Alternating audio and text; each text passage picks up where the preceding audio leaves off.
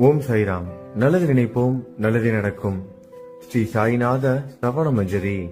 ஸ்ரீ கணேசாய நமக. எல்லாவற்றிற்கும் ஆதாரமானவனே, மயூரேச்சவரா, எல்லாவற்றிற்கும் சாட்சியாக விளங்குபவனே, கௌரியின் புதல்வனே, எண்ணங்களுக்கெல்லாம் அப்பாற்பட்டவனே, பெருத்த வயிறுடையவனே, ஸ்ரீ கணபதியே என்னை காத்தருள்வீர். நீ எல்லா பூதகணங்களுக்கும் முதல்வன், தலைவன். எனவே கணேசன் என அழைக்கப்படுகிறாய். நீ எல்லா சாஸ்திரங்களாலும் ஏற்றுக்கொள்ளப்பட்டவன்.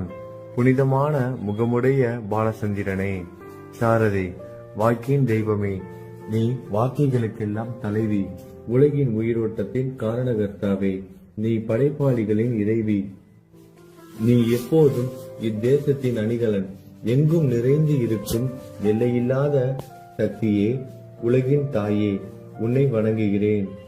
பூரண முழுமையான பரபிரம்மே, மகான்களுக்கு பிரியமானவனே, பண்டரிநாதன் உருவில் வெளிப்பட்ட அவதாரமே, நீ அன்பு கடவுள், எல்லையற்ற கருணையுள்ளம் கொண்டவனே, பாண்டுரங்கா நரகரி. பொம்மலாட்டக்காரன் தன் கையிலுள்ள கயிற்றால் பொம்மைகளை ஆட்டுவிப்பது போல் பிரபஞ்சம் எங்கும் நிறைந்து நின்று உலகை ஆட்டுவிக்கும் ஒரு பொம்மலாட்டக்காரன். உன் மெய்ப்பொருளை உய்த்துணர அறிவியல் ஏடுகளும் புனித நூல்களும் இன்னமும் முயன்று கொண்டுதான் இருக்கின்றன. மெத்த படித்தவர்களுக்கு நீ வெளிப்பட்டதே இல்லை. சக்கரபாணியே, அத்தகைய அறிவற்றவர்கள் வெறும் வார்த்தை ஜாலங்களிலேதான் சீக்குண்டவர்கள். மகான்கள் மட்டுமே உன்னை உணர்வார்கள். மற்றவர்கள் குழப்பமடைந்து உள்ளார்கள். உனக்கு பக்தியோடு கூடிய சாஷ்டாங்க நமஸ்காரத்தை செய்கிறேன். 5 முகங்கள் கொண்ட சங்கரனே, மனித மண்டை ஓடுகளாலான மாலை அணிந்தவனே, நீலகண்டனே, திகம்பர ஓங்கார வடிவானவனே, பசுபதியே, எல்லா நேரங்களிலும் எவருடைய உதடுகள் உன் பெயரை உச்சரிக்கிறதோ அவர்களது உலகியல் துன்பங்கள் உடனடியாக நீங்கிவிடும். ஜடாமுடியை தரித்த சிவனே, உன் நாமத்தின் சக்தி அத்தகையது. உன் பாதங்களை வணங்கி நான் சாயு புகழை கூறும் இந்த துதியை எழுதுகிறேன். இந்த அருள்பணி முழுமையடைய எனக்கு அருள்வாயாக. நீலகண்டா, ஆலகால விஷமுண்ட சிவனே. இப்போது அத்திரி மகரிஷியின் முதல்வரான தத்தாத்திரேயரையும் குலதெய்வமான இந்திரனையும் துக்காராமையும் எல்லா ஞானிகளையும் பக்தர்களையும் பணிகிறேன். சாய்நாதா, உனக்கு வெற்றி கிட்டட்டும். பாவிகளை கடை தேற்றும் கருணை உள்ளவரே, உங்கள் பாதங்களில் என் தலையை வைத்து இருத்தி வேண்டுகிறேன். உன் பாதுகாப்பை எனக்கு அருள்வாய். நீ முழுமையான பரபிரம்மம், ஆனந்தத்தின் இருப்பிடம். நீயே விஷ்ணு, மனிதர்களுள் தலை சிறந்தவர். மன்மதனை எரித்த உமையொரு பாகனும் நீயே. நீ மனித வடிவில் தோன்றிய இறைவன், அறிவு என்னும் ஆகாயத்து சூரியன். நீ கருணை கடல், நீ பிறவி பிணிக்கு ஒரு அருள்மருந்து. நீ ஏழைகளுக்கும் கீழ்த்தட்டு மக்களுக்கும் விரும்பியதை கொடுக்கும் சிந்தாமணிக்கல்.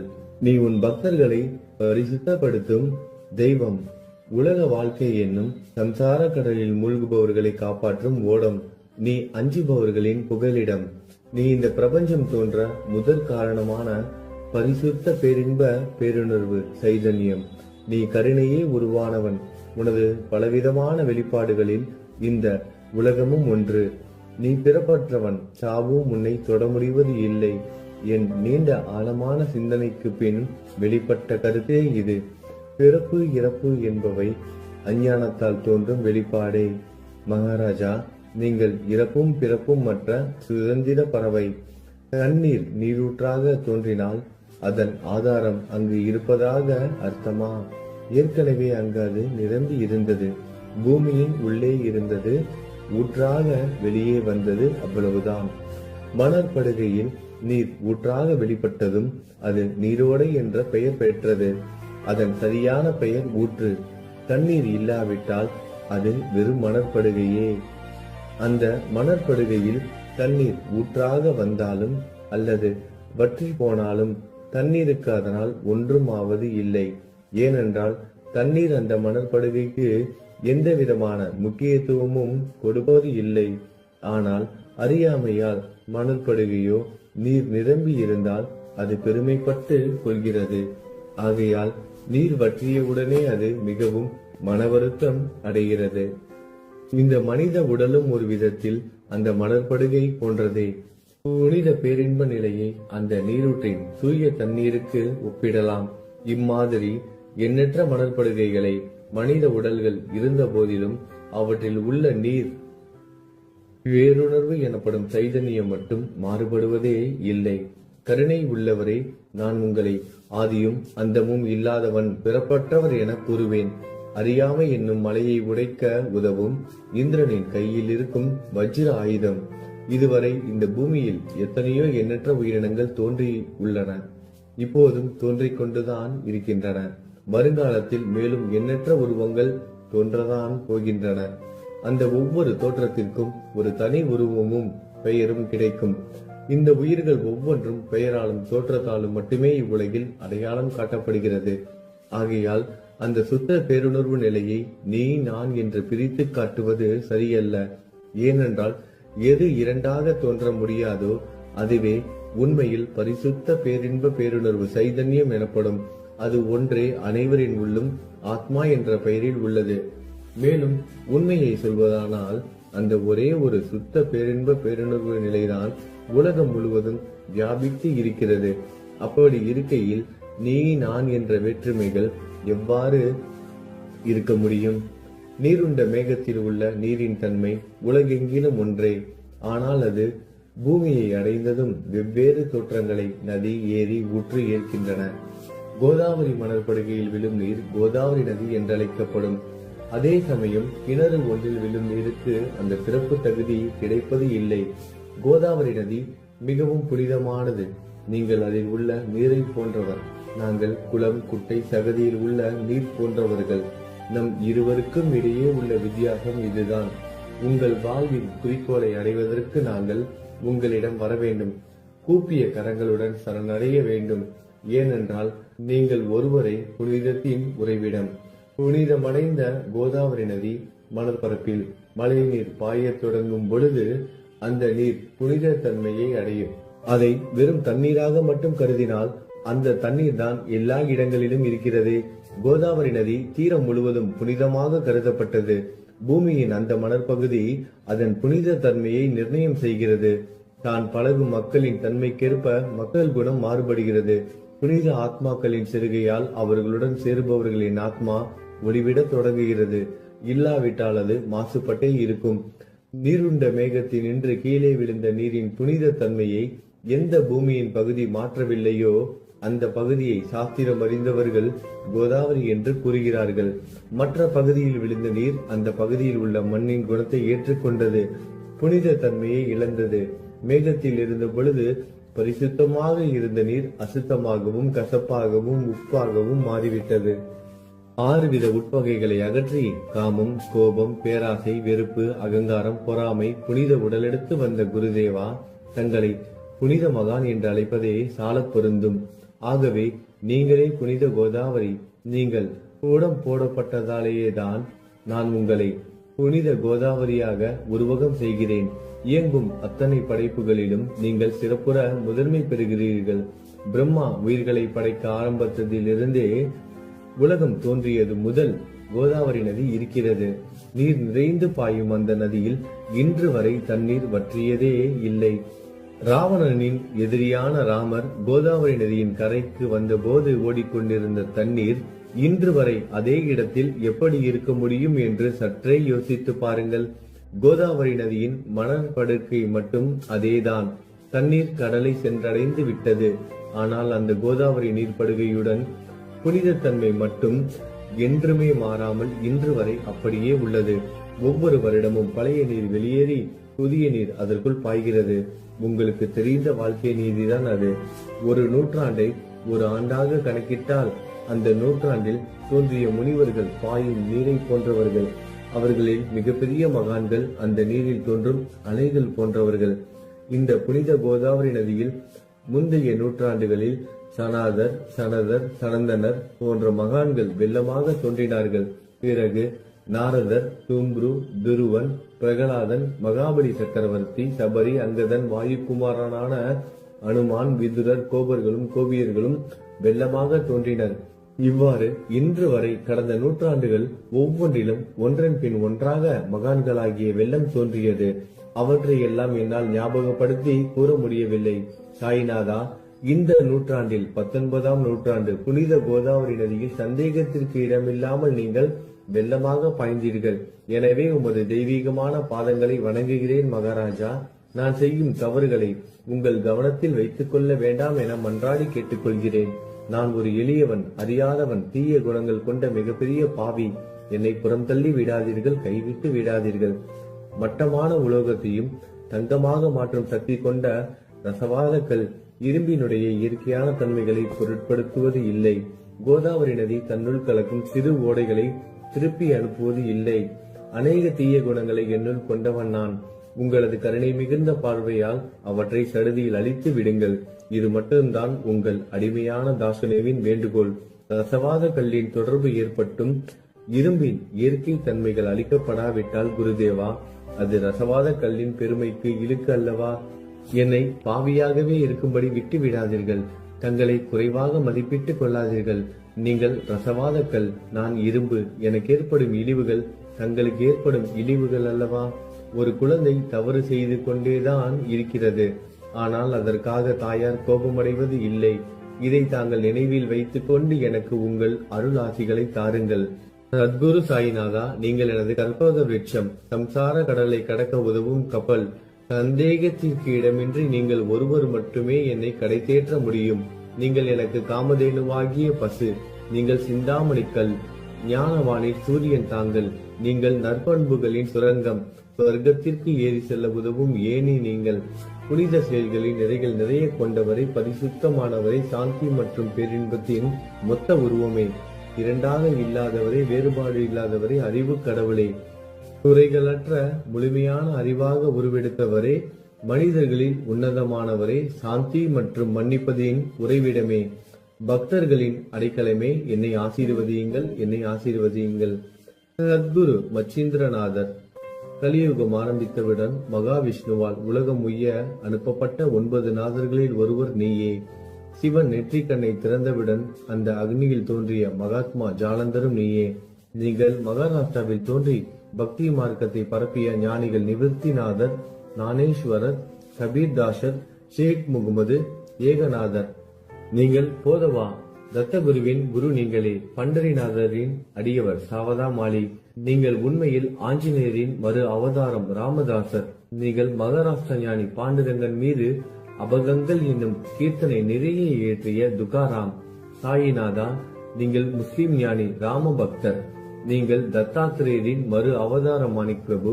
உங்களது இன்றைய அவதாரம் தோற்றம் மற்றும் உங்களுடைய எண்ணற்ற தன்மைகளை புரிந்து கொள்ள உண்மையில் கடினமாக இருக்கிறது.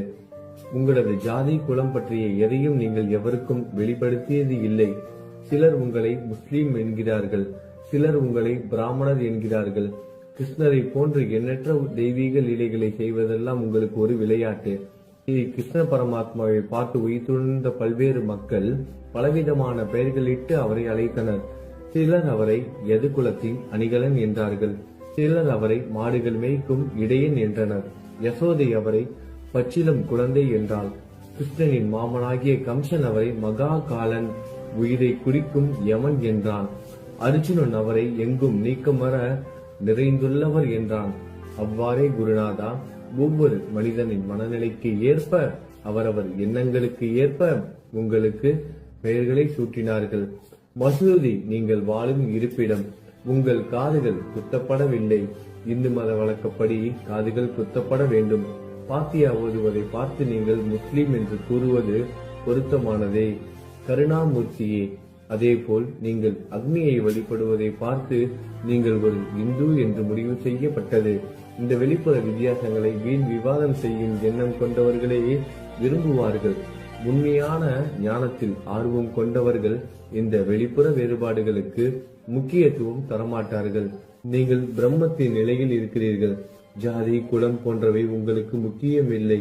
நீங்கள் எல்லோருக்கும் மேலான உயர்ந்த குருவாகவும் இந்த பிரபஞ்சத்தை படைத்தவராகவும் இருக்கிறீர்கள். முஸ்லிம் இந்துக்களுக்கிடையே பகைமை உணர்வு ஏற்பட்டதால் அவர்களுக்கிடையே இணக்கமான உறவையும் ஒற்றுமையையும் ஏற்படுத்துவதற்காகவே நீங்கள் மசூதியில் அமர்ந்து அக்னி வழிபாட்டை நடத்தி உங்கள் லீலைகளை பக்தர்களுக்கு காட்டினீர்கள். நீங்கள் ஜாதி மதங்களுக்கு அப்பாற்பட்டவர். நீங்கள் பிரம்மமே. உண்மையில் அதுவே நீங்கள் உண்மையில் எண்ணங்களுக்கும் அப்பாற்பட்டவர். உங்களை பற்றிய வாத பிரதிவாதங்கள், ஊகங்கள், ஆதாரம் இல்லாத கருத்துக்கள் நடமாடும் இடத்தில் என் வார்த்தைகளுக்கு முக்கியத்துவம் எப்படி கிடைக்கும்? ஆனால் உங்களை பார்க்கும் பொழுது என்னால் மௌனமாக இருக்க முடியவில்லை.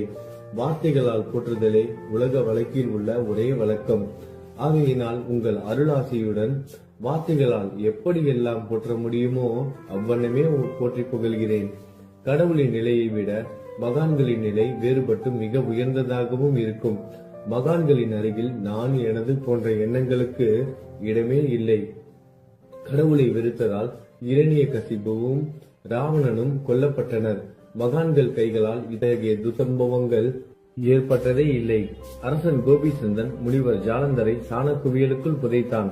ஆனால் அந்த நிலையிலும் அரசரின் அந்த செயலுக்காக அந்த முனிவர் வருத்தப்படவே இல்லை.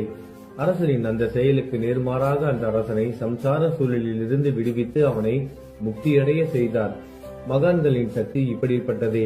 அவற்றை விவரித்து கூற முடியாது. மகான்கள் சூரியனை போன்றவர்கள். அவர்கள் கருணை ஒளிவிட்டு பிரகாசிக்க கூடியது. மகான்கள் சந்திரனை போல் இதயத்திற்கு ஆறுதல் கொடுப்பவர்கள். சந்திரனின் மேன்மையான ஒளிக்கதிர்கள் போல் அவர்களது அருள் ஒளி வீசும்.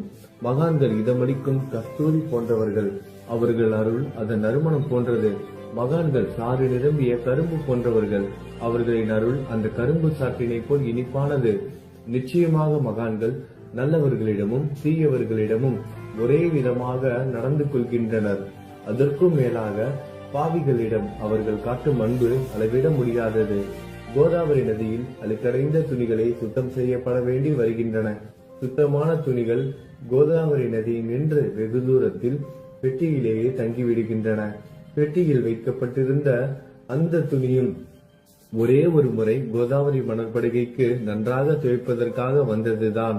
இந்த ஊமையில் பெட்டிதான் வைகுண்டம். நீங்களே கோதாவரி. கோதாவரி நதிக்கரையே நம்பிக்கை. எல்லா உயிரினங்களும் துணிகள். 6 விதமான மன விகாரங்களே அவற்றை பற்றியுள்ள அழுக்கு. அவை காமம், கோபம், கஞ்சத்தனம், மதம், பொறாமை, மோகம் என்பவையே. தங்கள் பாதார விந்தங்களை வணங்குவதை கோதாவரியில் செய்யப்படும் புனித குளியல் எல்லா பாவங்களையும் மன அழுக்குகள் போக்கி சமத்தரே எங்களை சுத்தப்படுத்தும். சம்சார வாழ்க்கையில் உழலும் மக்களாகிய நாங்கள் மேலும் மேலும் பாவம் செய்கிறவர்களாக இருக்கிறோம். எனவே மகான்களின் தரிசனம் பெறுவதற்கு நாங்கள் தகுதியுடையவர்கள் ஆகிறோம். கோதாவரி நதியில் தண்ணீர் நிரம்பி உள்ளது. படித்துறையில் துவைப்பதற்காக துணிகள் வருகின்றன. அவை துவைக்கப்பட்டு சுத்தப்படுத்தப்படாவிட்டால் அது கோதாவரி நதிக்கல்லவா இலக்கை தேடி தரும். நீங்கள் அடர்ந்த இலைகளுடன் கூடிய நிழலையும் குளிர்ச்சியையும் தரும் மரம். உண்மையில் நாங்கள் வழிபோக்கர்கள். எங்களை 3 வித துக்கங்கள், இயற்கை இடர்பாடுகளால் வரும் துன்பங்கள், நமது உடலுக்கு வரும் நோய் நொடிகள், அஞ்ஞானத்தால் நிரம்பிவிடும் பாவ மூட்டை எனப்படுவையில் சுட்டரிக்கின்றன. கருணாமூர்த்தியே, அந்த சுட்டரிக்கும் 3 வித தாபங்களின் வெப்பத்திலிருந்து எங்களை காப்பாற்றும். தங்கள் அன்பு மிகுந்த கருணை என்னும் குளிர் நிழல் இந்த சம்சாரம் என்னும் வாழ்க்கை கடலை கடக்க உதவும் தன்மை கொண்டது. மரத்தின் அடியில் அமர்ந்தும் ஒருவன் சூரியனின் சுட்டரிக்கும் வெப்பத்தை உணர்ந்தால் அந்த மரத்தை நிழல் தரும் மரம் என்று கூற முடியுமா? பாருங்கள், உங்கள் அருளின்றி இந்த உலகில் நல்லது என்பது ஏற்படுவது இல்லை. எனவே தர்மத்தை நிலைநிறுத்துவதற்காக சேஷசாயி பாம்பு படுக்கையில் இருப்பவனே அர்ஜுனனுக்கு நண்பனாக, வழிகாட்டியாக மற்றும் ஆன்மீகவாதியாக மாறினார். சுக்ரீவனின் அன்பினாலேயே விபீடனன் அரசன் ராமனின் நட்பை பெற்றான். ஸ்ரீ ஹரியும் மகான்கள் மூலமாகத்தான் பெருமை பெற்றார். பிரம்மம் உருவமற்றது. எனவே வேதங்களால் அதை வர்ணிக்க முடியவில்லை. பூமியில் அதை மனித உருவில் தோன்ற வைத்து மகான்கள் அதன் உருவமற்ற தன்மையை மாற்றினர். தாமாஜி என்ற பக்தருக்காக பாண்டுரங்கனை ஒரு தாழ்த்தப்பட்ட குலத்தில் பிறக்க வைத்தார். சோகமேளா என்ற பக்தருக்காக உலகின் தெய்வமாகிய இறைவனை இறந்த எருமைகளின் உயிரற்ற உடல்களை எடுக்க வைத்தார். மகான்களின் பெருமையை உணர்ந்த இறைவன் தண்ணீர் சுமந்து உழைத்தார். உண்மையில் மகான்கள் எல்லாவற்றையும் தாங்கும் சக்தியும் சச்சிதானந்த பிரபுவும் ஆகிய இறைவனின் எஜமானர்களே. இதற்கு மேலும் சொல்வதற்கு ஏதும் இல்லை. நீங்களே என் தாயும் தந்தையும். ஷீரடி கிராமத்தில் வசிக்கும் சத்குரு சாயிநாதா பாபா, உங்கள் லீலைகளை எவர் ஒருவராலும் உண்மையிலேயே முழுமையாக புரிந்து கொள்ள முடியாது என்கிற போது சாதாரண மனிதனாகிய நான் எவ்வாறு அவற்றை விளக்க முடியும் என்று கூறுங்கள். எல்லா உயிரினங்களையும் காப்பாற்ற நீங்கள் ஷீரடிக்கு வந்திருக்கிறீர்கள். மண் அகல் விளக்குகளில் வெறும் தண்ணீரை ஊற்றி அவற்றை எரிய வைத்தீர்கள். மிக குறுகிய மரப்பலகையை கொஞ்சம் ஊஞ்சல் படுக்கையாக்கி உங்கள் யோக சக்தியை உங்கள் பக்தர்களுக்கு காட்டினீர்கள். அநேக பெண்களின் மலட்டுத்தன்மையை முழுவதுமாக நீக்கினீர்கள். உதியின் மூலம் அநேக பேரின் வியாதிகளை குணமடைய செய்தீர்கள். இவ்வுலக சம்பந்தமான துன்பங்களை நீக்குவது உங்களுக்கு ஒரு பொருட்டே அல்ல. யானை ஒன்று எறும்பை சுமையாக கருதுமா? குருராயா, இப்பொழுது இந்த எளியவன் பால் கருணை காட்டுங்கள். உங்கள் பாதங்களில் சரணடைந்து விட்டேன். என்னை திருப்பி அனுப்பி புறம் தள்ளி விடாதீர்கள். மகாராஜ், நீங்கள் அரசர்களுக்கெல்லாம் அரசன். நீங்கள் குபேரனை விட செல்வம் அடைந்தவர். நிச்சயமாக தன்னிகரற்ற வைத்தியர். உங்களை விட மேலானவர் எவரும் இல்லை. மற்ற கடவுள்களை வணங்குவதற்கு தனித்தனியாக பூஜை பொருட்களும் வழிபாட்டு முறைகளும் உள்ளன. ஆனால் உங்களை வணங்குவதற்கு தகுதியான பொருட்களே இந்த உலகில் இல்லை. சூரியனின் ராஜ்யத்தில் தீபாவளி பண்டிகையை கொண்டாடுவது என்றால் எவ்விதமான பொருட்களை கொண்டு அதை கொண்டாடுவோம்?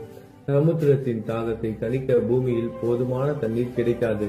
நெருப்பை சூடாக்குவதற்கு எங்கிருந்து அக்னியை கொண்டு வருவது? ஸ்ரீ சமர்த்த குருராயா, பூஜை செய்ய உதவும் பொருட்கள் யாவற்றிலும் இருப்பது உன் ஆத்மாவே. ஆரம்பம் முதலே அவை உன் ஒரு பகுதியே. மேலே கூறப்பட்டவை எல்லாம் தத்துவார்த்த ரீதியில் கூறப்பட்டவையே. எனக்கு ஏற்பட்ட அடிப்படையில் கூறப்பட்டவை அல்ல. அனுபவங்கள் இன்றி கூறப்படும் வார்த்தை ஜாலங்கள் வீணே. சம்பிரதாய சடங்குகளின்படி உங்களுக்கு பூஜை செய்ய வேண்டும் என்றால் அதனை செய்வதற்கு தேவையான பூஜை சாமான்கள் என்னிடத்தில் இல்லை என் குருநாதா.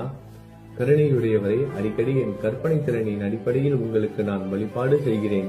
அந்த வழிபாட்டை இந்த அடிமையிடமிருந்து ஏற்றுக்கொள்ளுங்கள். இப்போது என் அன்பு கண்ணீரால் உங்கள் கால்களை கழுவுகிறேன். உண்மையான பக்தி என்னும் சந்தனத்தை அரைத்து தாந்தாக்கி உமக்கு இடுகிறேன். அழகிய வார்த்தைகளால் எழுதப்பட்ட இந்த துதி என்னும் கம்னியை உமக்கு அணிவிக்கிறேன். இந்த புகழ் மாலையை உங்கள் கழுத்தை சுற்றி அணிவிக்கிறேன். என் கெட்ட குணங்களை தூபமாக்கி உமக்கு முன் எரிய விடுகிறேன். தீய குணங்களின் கூட்டு பொருளே ஆனாலும் அது எரியும் போது அதிலிருந்து தீய வாசனை எழுவது இல்லை. சத்குருவுக்கு முன்பு இல்லாமல் வேறு எங்காவது இந்த தூபம் எரிய விடப்பட்டால் அங்கெல்லாம் அந்த தூபத்தின் நிலை கீழே கொடுத்த மாதிரி ஆகும். அதாவது சாம்பிராணியை நெருப்பில் போட்டவுடன் அது பொசுங்கி அதில் உள்ள நல்ல மனம் என்ற நற்குணம் அதை விட்டு மறைந்து போகிறது. சத்குருவே, உமக்கு முன் அதை எரிய விட்டால் இதற்கு மாறாக நிகழ்கிறது. தீய தன்மைகள், அழுக்குகள் அக்னியில் எரிந்து விடுகின்றன. உலகம் பார்த்து சந்தோஷப்படும் வகையில் அதன் நற்குணம் அதிலேயே தங்கிவிடும்.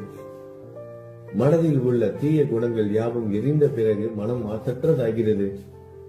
கங்கையில் உள்ள மாசுக்கள் நீங்கியவுடன் கங்கை புனிதமடைகிறது. மாயை, மோகம் என்ற தீபத்தை உமக்கு ஏற்றி காட்டுகிறேன். அதன் மூலம் என் மனம் வைராக்கியத்தை அடைய அருள் செய்வீராக. குருராயா, பரிசுத்தமான நம்பிக்கை என்ற சிம்மாசனத்தை நீங்கள் என்னுள் அமர்வதற்கு ஆசனமாக உமக்கு தருகிறேன். அதை பெற்றுக்கொண்டு எனது பக்தி என்ற நைவேத்தியத்தை ஏற்றுக்கொள்ளுங்கள். பக்தி என்ற நைவேத்தியத்தை ஏற்றுக்கொண்டு அதன் சாரத்தை எனக்கு கொடுப்பீராக. ஏனெனில் நான் உமது பால்துடி மாறாத பச்சிலம் குழந்தை. உங்கள் அருட்பாலில் எனக்கு உரிமை உண்டு. எனது மனதையே உமக்கு தட்சணையாக கொடுக்கிறேன். ஆகையால் நான் செய்யும் காரியங்கள் யாவற்றிலும் நான் செய்பவன் என்று உரிமை கொண்டாட முடியாது. ஏனென்றால் நினைக்கும் மனதை தான் உமக்கு அர்ப்பணித்து விட்டேனே. இப்பொழுது பணிவுடன் கூடிய பிரார்த்தனையோடு உங்களை சாஷ்டாங்கமாக நமஸ்காரம் செய்கிறேன். தெய்வீக சாயிநாதா, தயவு செய்து நீங்கள் அதை ஏற்றுக்கொள்ளுங்கள். 8 பிரார்த்தனைகள். சாயிநாதா, சாந்தமான மனமுடையவரே, அறிவின் சிகரமே, அன்புள்ளம் கொண்டவரே, கருணை கடலே, உண்மையின் உறைவிடமே, மாயை என்னும் இருளை அகற்றுபவரே, ஜாதி மதங்களுக்கு அப்பாற்பட்ட துறவியே, எங்களின் புரிந்து கொள்ளும் திறமைக்கும் அப்பாற்பட்டவரே, அன்பின் இருப்பிடமே, ஷீரடி நாதா, என்னை காப்பாற்றும். ஞான சூரியனே, ஞானத்தை அளிப்பவரே, எல்லாவித நல்ல செயல்களையும் செய்பவரே, பக்தர்களின் மனங்களில் ஒளிரும் பரமஹம்சரே, எங்களை சரணடைந்தவர்களை காப்பவரே, படைக்கும் தொழில் புரியும் பிரம்மாவே நீங்கள், காக்கும் கடவுள் விஷ்ணுவே நீங்கள், 3 உலகங்களையும், பூவுலகம், சொர்க்கம், நரகம், கடைசியில் லயமடைய செய்யும் ருத்திரனும் சிவனும் நீங்களே. நீங்கள் இல்லாத இடமே இந்த பூமியில் ஏது? எல்லாம் அறிந்த இறைவன் நீங்கள். நீங்கள் அனைவரின் இதயங்களிலும் வசிப்பவரும் நீங்களே. எனது எல்லா குற்றங்களையும் மன்னிக்க வேண்டும் என வேண்டி கேட்டுக்கொள்கிறேன். அலை அலைகளாக வரும் சந்தேகங்களையும் மனமயக்கங்களையும் போக்குவீராகுக. நீங்கள் பசு, நான் புதிதாக பிறந்த இளம் கன்று. நீங்கள் சந்திரன், நான் சந்திர காந்தக்கல். தங்கள் பாதங்கள் கங்கை நதி, புண்ணியத்தை தருவதால் பணிவுடன் இந்த அடிமை உங்களுக்கு தலை வணங்குகிறேன். உங்கள் கைகளை என் தலை மீது வைத்து ஆசி கூறுங்கள். கவலைகளும் துன்பங்களும் பறந்தோடட்டும். நான் உங்கள் அடிமை. இந்த 8 துதிகளையும் கூறி நான் உங்களை சாஷ்டாங்கமாக நமஸ்கரிக்கிறேன். எனது பாவங்கள், துயரங்கள், ஏழ்மை யாவும் உடனடியாக விலகட்டும். நீங்கள் பசு, நான் கன்று குட்டி. நீங்கள் தாய், நான் உங்கள் குழந்தை. என் மீது கடுமை காட்டாதீர்கள். நீங்கள் மேற்கு தொடர்ச்சி மலைப்பகுதி மலையகிரியில் உள்ள சந்தனம், நான் முள் அடர்ந்த புதர். நீங்கள் புனிதமான கோதாவரி நீர், நானோ பெரும் பாவி. குருநாதா, உங்கள் தரிசனம் கிடைத்த பிறகும் என்னிடம் உள்ள கெட்ட குணங்கள் என்ற அழுக்கு என் மனதிலேயே தங்கி இருக்குமானால் உங்களை சந்தனம் என்று யார் கூறுவார்கள்? கஸ்தூரியின் அருகாமையில் உள்ள மண்ணும் உயர்வாக போற்றப்படுகிறது. மலரின் தொடர்பினால் தானே அதன் நாரும் தலையில் உயர்ந்த இடத்தை பிடிக்கிறது. மலரால் மனம் பெற்ற நாற்போல் மகான்களும் அப்படிப்பட்டவர்களே. அவர்களுடன் தொடர்புடைய எந்த பொருளும் மிகவும் உயர்வாக மதிக்கப்படுகிறது. சிவபெருமான் விபூதி, லங்கோடு, நந்தி ஆகியவற்றை ஏற்றுக்கொண்டதால் 8 திக்குகளிலும் அந்த பொருட்கள் புகழப் பெறுகின்றன. இடையர்களை மகிழ்விப்பதற்காக யமுனை நதிக்கரையில் உள்ள பிருந்தாவனத்தில் உலகிற்கெல்லாம் இறைவன் சகிகாலா உரியடி விளையாட்டு என்ற விளையாட்டை விளையாடினான். அதுவும் அறிவுடையோர் மத்தியில் ஏற்றுக்கொள்ளப்பட்டது. ஆகவே நான் பாவியான போதிலும் உங்கள் சேவையில் ஈடுபட்டு உள்ளேன். குருநாதரை, என் நிலைமையை பற்றி உம்மனதில் எண்ணி பாரும். குருநாதா, லௌகீக உலகிலோ அல்லது ஆன்மீக வழியிலோ எந்த விஷயங்கள் எல்லாம் எனக்கு சந்தோஷத்தை கொடுக்கும் என என் மனம் சந்தேகம் இல்லாமல் நம்புகிறதோ அவற்றை எல்லாம் நீங்கள் எனக்கு அளித்தள்ள வேண்டும். உமது கருணையால் இந்த மாதிரி செய்துவிடும். எனது மனதை அடக்கி விடுங்கள். சமுத்திரங்கள் எல்லாம் தித்திப்பாக மாறினால் பிறகு அவை உப்பு கரிக்குமே என்ற பயம் தோன்றாதே. சமுத்திரத்தை தித்திப்பாக்கும் சக்தி உங்களுக்கு உண்டு. ஆகையால் தான் எனது இந்த வேண்டுகோள். தயவு செய்து இந்த வேண்டுகோளை நிறைவேற்றும். என்னிடம் என்னென்ன குறைகள் உண்டோ அவை அனைத்தும் உங்களுடையதே. ஆத்ம ஞானம் பெற்றவர்களில் முதலிடத்தில் உள்ள உங்களிடம் குறை என்பதை பொருந்தாதே. இப்போது இதற்கு மேலும் நான் ஏன் அதிகம் பேச வேண்டும்? நீங்கள் தான் எனது ஒரே அடைக்கலம். தாயின் இடுப்பில் உள்ள குழந்தை இயல்பாகவே பயமற்று இருக்கும். மகாராஜ், இந்த துதியை எவரவர்கள் அன்புடன் படிக்கிறார்களோ அவர்கள் ஒவ்வொருவரின் ஆசைகளை தயவு செய்து நிறைவேற்றும். இந்த துதியை படிப்பவர்களின் 3 வித தாபங்களையும், இயற்கை இடர்பாடுகளில் வரும் துன்பங்கள், நமது உடலுக்கு வரும் நோய் நொடிகள், அஞ்ஞானத்தால் நிரம்பிவிடும் பாவம் மூட்டை 1 ஆண்டிற்குள் விலகிவிடும் என்பதை இந்த துதிக்கு உங்களது ஆசையாக என்றென்றும் நிரந்தரமாக இருக்கட்டும். குளித்து முடித்துவிட்டு மனதில் முழுமையான நம்பிக்கையுடன் தொடர்ந்து இந்த துதியை பாராயணம் செய்ய வேண்டும். அப்படி முடியாவிட்டால் வாரம் வாரம் வியாழன் தோறும் சத்குருவை வணங்கி அவர் உருவை தியானம் செய்து கொண்டு இந்த துதியை பாராயணம் செய்யுங்கள். இதுவும் கூட முடியாவிட்டால் மாதம் மாதம் வரும் 2 ஏகாதசி தினங்களில் இந்த துதியை பாராயணம் செய்யுங்கள். இது ஏற்படுத்தும் விளைவுகளை பார்த்து அதிசயப்படுவீர்கள். குருமூர்த்தியான சாயிநாதர் இந்த துதியை பாராயணம் செய்பவர்களுக்கு இவ்வுலகியல் ஆசைகளை முழுமையாக உடனடியாக நிறைவேற்றுவார். இந்த துதியை திரும்ப திரும்ப பாராயணம் செய்வதால் முட்டாள்கள் கூர்மையான புத்தியை அடைவார்கள். யாராவது வாழ்நாளாவது குறைவானதாக இருப்பின் இந்த துதியை அவர்கள் படிப்பதால் 100 ஆண்டு காலம் வாழ்வார்கள்.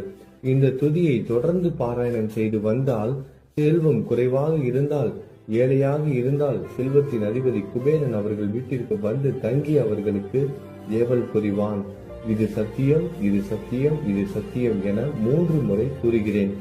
குழந்தை செல்வம் இல்லாதவர்கள் இந்த துதியை தொடர்ந்து படித்து வந்தால் குழந்தை செல்வம் பெறுவர். இந்த துதியை படிப்பவர்களின் வியாதிகள் எல்லா பக்கங்களிலும் பறந்தோடிவிடும். வியாதியை நின்று குணம் கிடைக்கும். இந்த துதியை திரும்ப திரும்ப படிப்பதால் பயம் மற்றும் கவலை மறைந்து போகும். மதிப்பும் மரியாதையும் கிடைக்கும். அழிவற்ற பிரம்மத்தை உணர்வார்கள். பிரம்ம ஞானம் கிட்டும். அறிவுடையோரே, இந்த துதியின் மீது உங்கள் இதயங்களில் முழுமையான நம்பிக்கை வையுங்கள். சந்தேகங்கள், நம்பிக்கையின்மை, தவறான எண்ணங்கள் ஆகியவற்றிற்கு கொஞ்சம் கூட மனதில் இடம் கொடுக்காதீர்கள். சீரடிக்கு புனித பயணம் மேற்கொள்ளுங்கள். பாபாவின் தாமரை பாதங்களை மனதில் நிறுத்துங்கள். அவர் அனாதைகளின் உறவினர், பக்தர்களின் விருப்பங்களை நிறைவேற்றும் கற்பகத்தரு. பாபாவால் உணர்வூட்டப்பட்டு இந்த துதியை நான் இயற்றினேன். இல்லாவிட்டால் எவ்விதமான முக்கியத்துவமும் இல்லாத என்னால் இந்த துதியை எவ்வாறு எழுத முடியும்? சக ஆண்டு 1840, ஆங்கில ஆண்டு 1918 புரட்டாசி மாதம் வளர்பிறையில் விநாயகர் சதுர்த்தி என்று திங்கட்கிழமை 2வது யாமத்தில் சூரிய உதயத்திற்கு முன் இந்த பாமாலை நிறைவு செய்யப்பட்டது. புனிதம் வாய்ந்த நர்மதா நதிக்கரையில் இந்தூருக்கு அருகில் உள்ள ஊரான மகேஸ்வர சேத்திரத்தில் ஸ்ரீ அகல்யாதேவியின் சந்நிதியில் ஸ்ரீ சாய்நாதரை போற்றி பாடும் இந்த தவண மஞ்சரி நிறைவடைந்தது.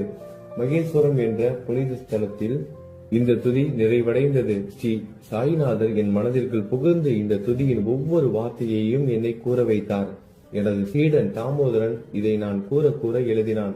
தாஸ்கனுவாகிய நான் எல்லா ஞானிகள் மற்றும் துறவிகளின் வேலையால் எங்கும் மங்களம் பொங்கட்டும். ஸ்ரீ சாய்நாதரை போற்றி பணிவுடன் எழுதப்பட்ட இந்த ஸ்ரீ சாய்நாத தவணமஞ்சரி என்ற துதி பாராயணம் செய்பவர்கள் சம்சார கடலை கடக்க உதவட்டும். இது ஸ்ரீ பாண்டுரங்கனுக்கு தாஸ்கனுவின் நம்பிக்கை மற்றும் பணிவோடும் கூடிய பிரார்த்தனை. ஓம் சாய்ராம். நல்லதே நடக்கட்டும். ஓம் சாய்ராம். மங்களம் சுபமங்கலம்.